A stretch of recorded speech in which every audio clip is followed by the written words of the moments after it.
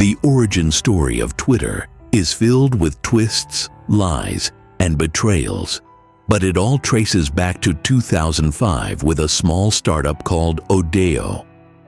Odeo aimed to become the go-to platform for podcasting, allowing users to record and share audio files. The company was founded by Noah Glass, who recruited a few engineer friends to help build it. However, with limited funds, the team worked out of Noah's cramped apartment, which strained his marriage. Realizing they needed serious investment to turn the idea into a viable business, Noah turned to his friend and neighbor, Evan Williams. Evan had recently sold his previous company, Blogger, to Google, leaving him with significant wealth. Despite this, Evan was hesitant to invest, fearing that mixing business with friendship could damage their relationship. It took considerable convincing, but Noah finally persuaded Evan by assuring him their friendship would remain unaffected.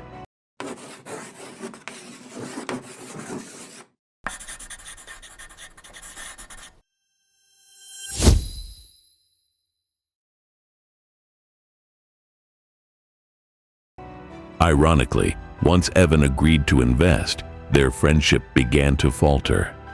The two clashed over countless aspects of the business, everything from the company's logo to the timing of its launch. One of Evan's conditions for investing was that he would take over as CEO, a role Noah reluctantly accepted for the sake of the company's financial future.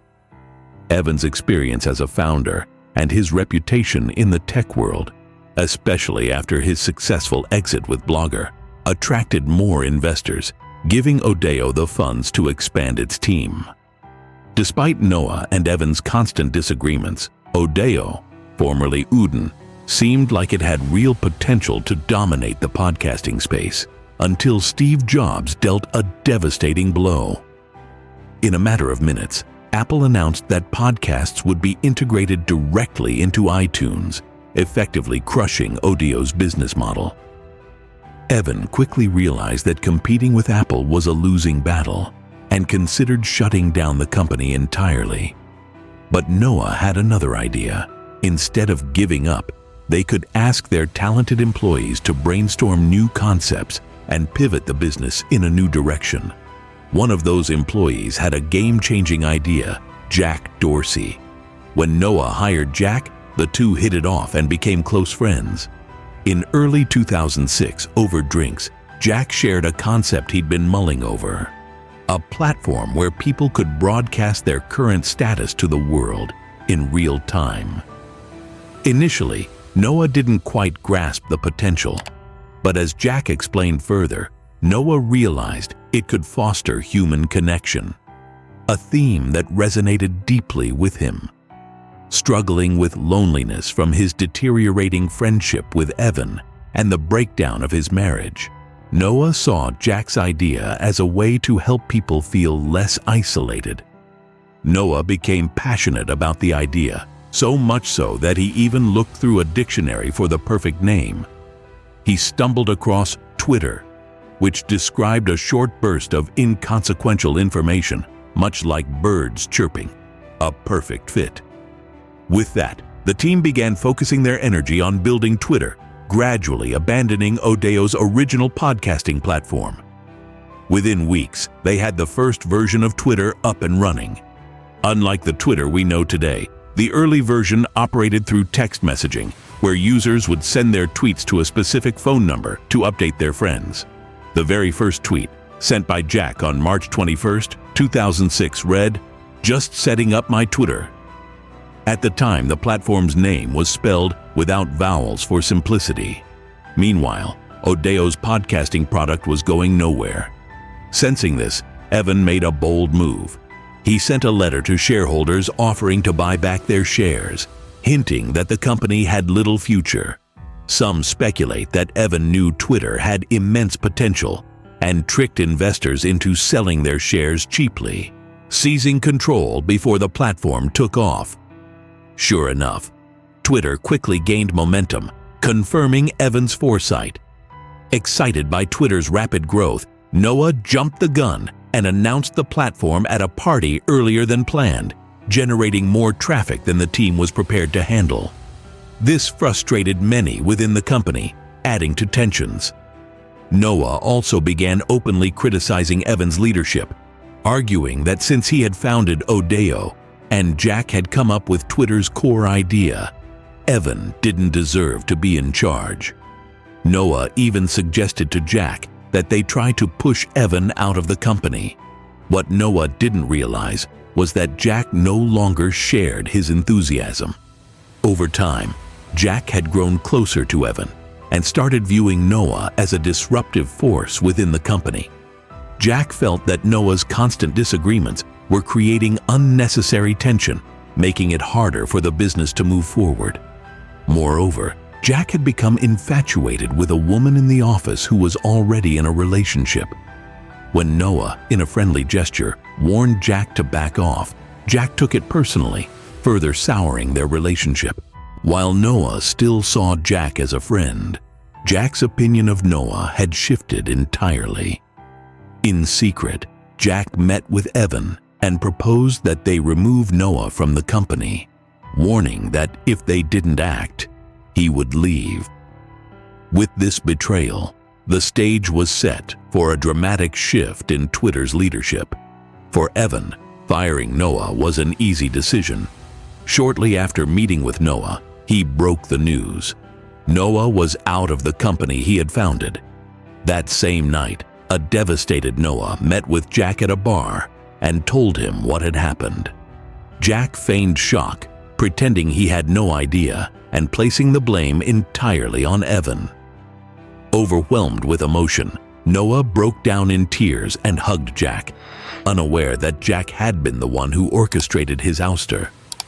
By 2007, the team had abandoned Odeo entirely, focusing all their efforts on Twitter, which was growing at a breakneck pace. New users were joining every day, and the short, informal style of tweeting quickly became a hit. While there had been other social networks before, Twitter's stream of consciousness format stood out for its simplicity and immediacy. However, the rapid growth brought serious challenges. Since Twitter had been thrown together in just a few weeks, the platform struggled to handle the surge in users. The service kept crashing, leading to widespread outages.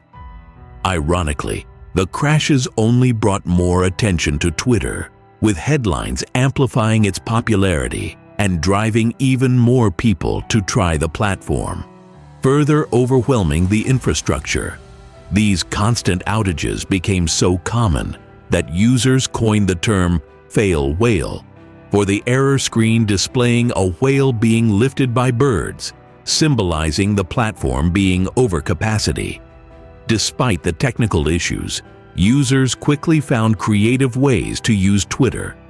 They developed the @ symbol to address specific users and introduced hashtags to categorize topics, shaping the future of online communication. Yet, even as the community defined Twitter's identity, there was no consensus within the company about what it should be. Jack Dorsey, now CEO, saw Twitter as a tool to share real-time personal updates, exactly how he had imagined it when he first pitched the status idea to Noah. In contrast, Evan Williams, now serving as chairman, believed Twitter was more of an information network than a social one, a place to share breaking news and events.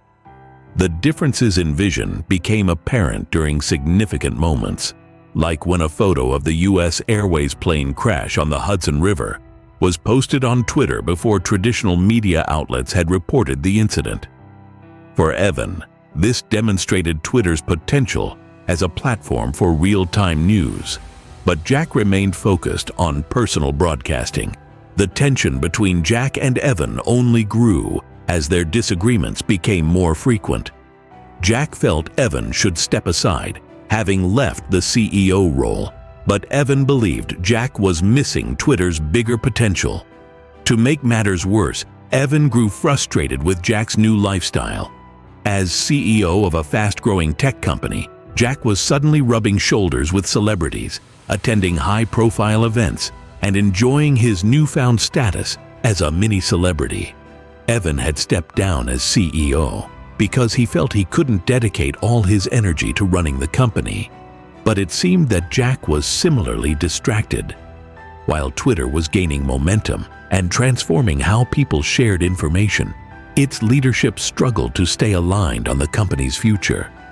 The conflicting visions and personal dynamics between Jack and Evan hinted at more turbulence ahead for Twitter's rise to prominence. Jack Dorsey's new lifestyle was starting to raise eyebrows within Twitter. He wasn't just attending glamorous events, he was even enrolling in random evening classes like dressmaking. At one point, Evan Williams confronted him. "You can either be a dressmaker or the CEO of Twitter, but you can't be both." But Jack's fashion hobby was the least of Evan's concerns. More troubling was Jack's neglect of crucial issues at Twitter. Instead of focusing on the site's stability, Jack was obsessed with rolling out new features and product development, leaving the company's core infrastructure in disarray. The constant outages weren't being adequately addressed, and behind the scenes, employees began voicing doubts about Jack's leadership. While Jack undeniably had brilliant product ideas, he lacked the management experience needed to run a rapidly growing company. As a result, Twitter's internal operations were becoming increasingly chaotic and disorganized. Evan's frustration with Jack reached its peak in 2008 when he discovered that Twitter didn't even have a proper database backup. If the system had crashed at that moment, they would have lost every tweet and user record, an irreversible disaster waiting to happen. Evan decided it was time for Jack to go. He approached Twitter's investors, presenting his case that Jack wasn't fit to lead the company. They agreed. The very next day, the news broke. Jack Dorsey was stepping down as CEO, and Evan Williams would be taking his place. Officially, Twitter framed the transition as a mutual decision, with Jack moving into the chairman role, while Evan reclaimed the CEO position. But the reality was far more contentious. Jack had been blindsided. He had no idea this was coming, and when the decision hit, he was devastated.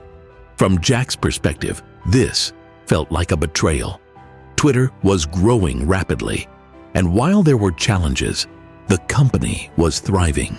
To Jack, the timing of his removal made no sense, and the sting of being ousted was impossible to ignore. This wasn't the first time a founder had been pushed out of Twitter. When Noah Glass, one of Twitter's original creators, was forced out, he responded by withdrawing from the world.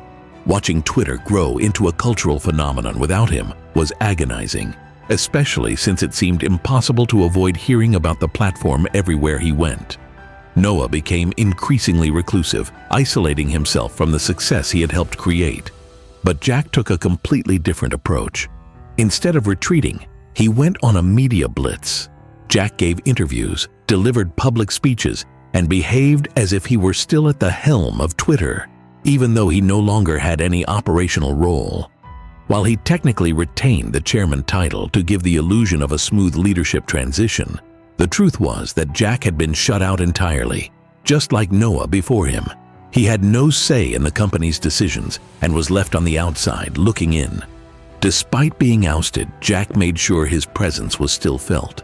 Through media appearances, he continued to present himself as a visionary, subtly suggesting that Twitter's success was tied to his original ideas and influence.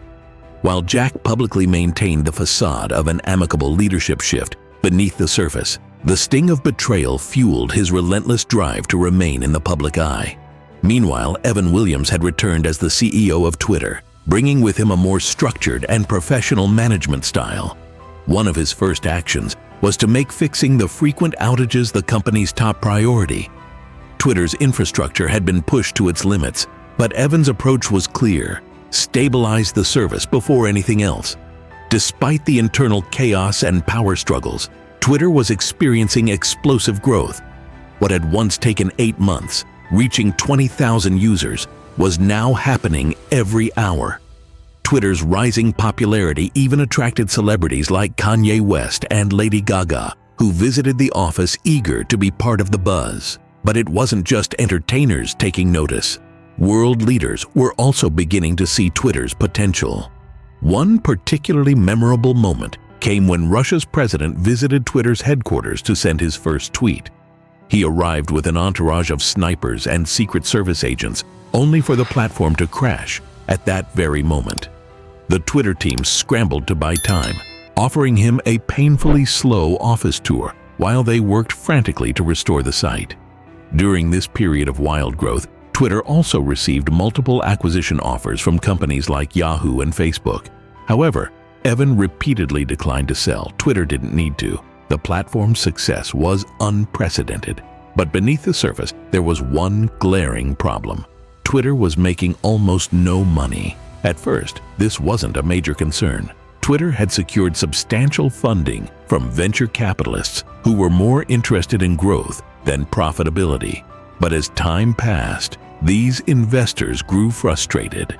They felt that Evan wasn't giving enough attention to monetization and was overly focused on improving the product itself. To address these concerns, Evan hired his friend Dick Costello as Chief Operating Officer, COO, assigning him the task of figuring out how to make Twitter profitable. Evan believed in surrounding himself with people he trusted, which often meant hiring friends and family for senior roles. Dick's first day as COO was marked by a cheeky tweet. "First full day as COO tomorrow. Task number 1, undermine CEO, consolidate power." Evan found it amusing at the time, but it wouldn't be long before the joke felt uncomfortably close to reality. Dick did begin taking steps toward monetizing Twitter by introducing ads and other revenue streams. However, unbeknownst to Evan, Twitter's investors had growing concerns beyond just monetization.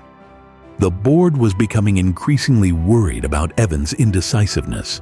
He often spent weeks agonizing over small decisions, which they believed was holding Twitter back from moving at the speed it needed to sustain its momentum. They also noted his tendency to hire only people he already knew or trusted, often friends, raising concerns about whether Evan had difficulty working with outsiders or lacked confidence in building new professional relationships. Most critically, the board began to question whether Evan was the right person to lead Twitter toward long-term profitability. Despite Twitter's exponential growth, Evan seemed disconnected from the financial side of the business. His focus was always on refining the platform, leaving little room for conversations about how to generate sustainable revenue.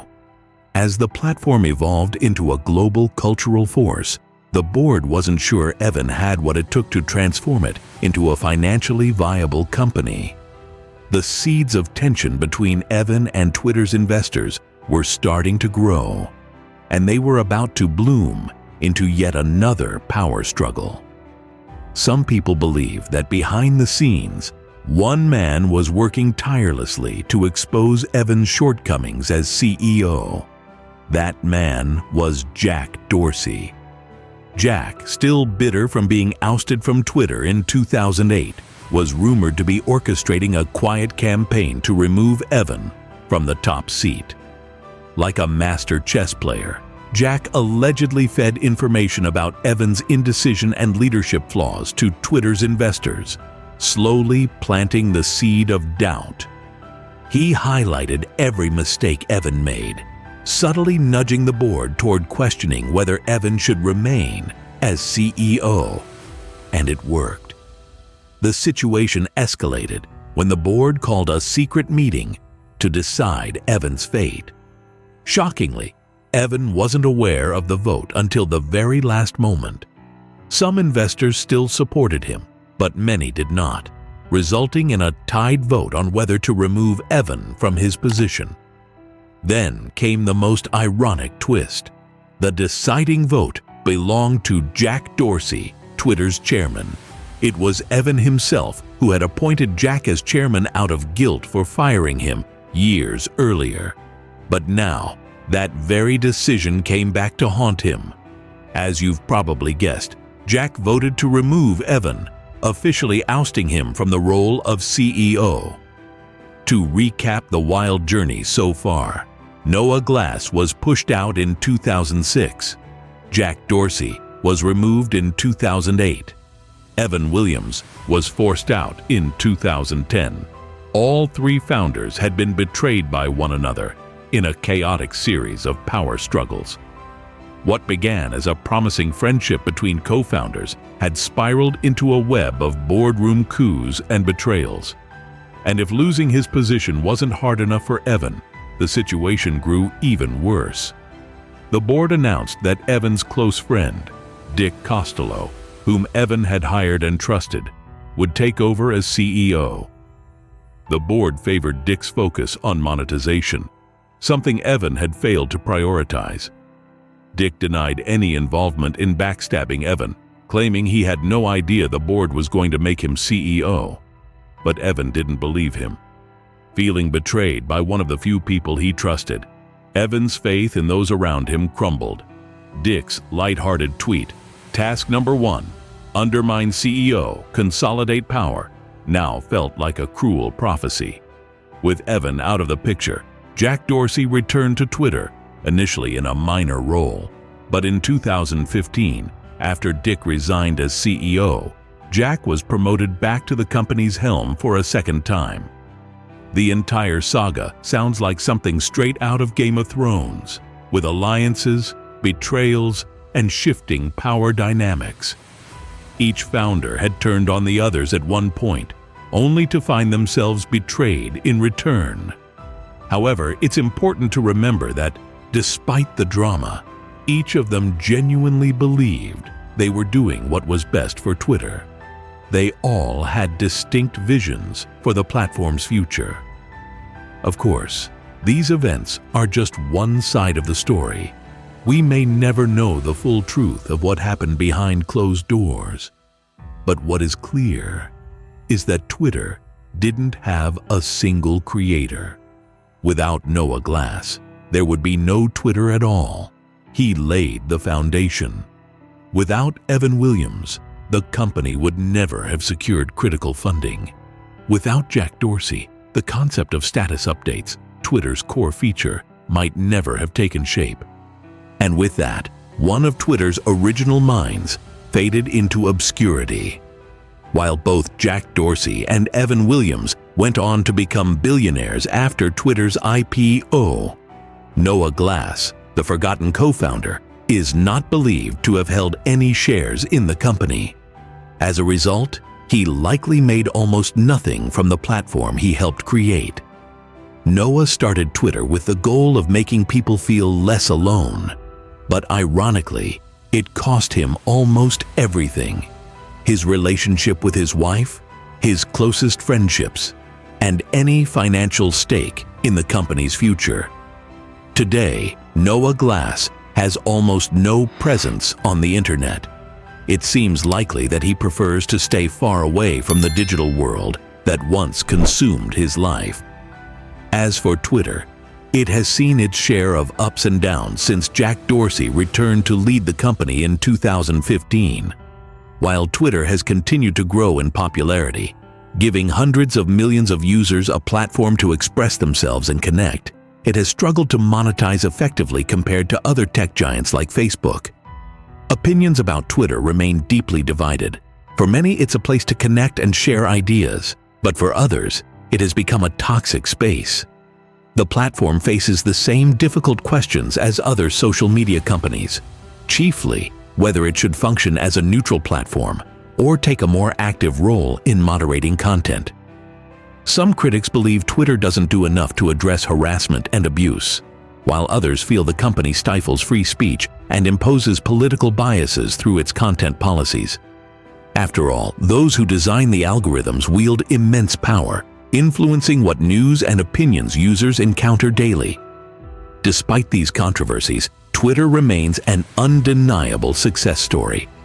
The company began as Odeo, a podcasting platform that almost folded in 2005 before pivoting to become Twitter. And in doing so, it transformed the way the world communicates.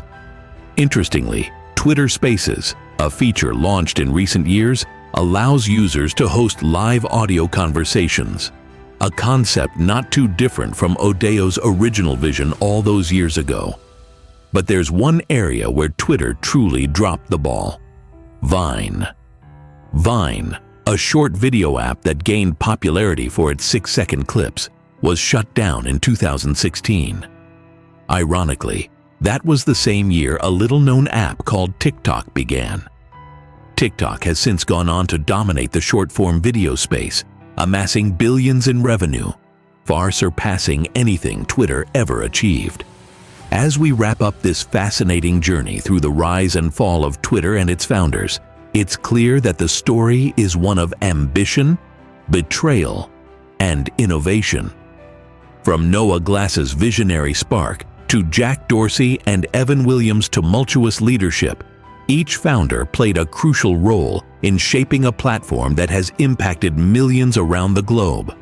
Yet, it raises important questions. What could Twitter have become if all three co-founders had worked together harmoniously? Would Noah Glass have received the recognition he deserved if he had remained in a key position? Twitter has undeniably changed the landscape of social media, but it also grapples with significant challenges regarding user safety, content moderation, and its role in free speech. With platforms like TikTok capturing the hearts of millions, we must ask ourselves, what does the future hold for Twitter? Can it adapt and thrive in an ever-evolving digital ecosystem? We'd love to hear your thoughts. What are your views on Twitter's impact on communication? Do you believe it's time for a major overhaul, or does it still hold a unique place in the social media landscape? Let us know in the comments below, and don't forget to like and subscribe for more intriguing content. Thanks for watching.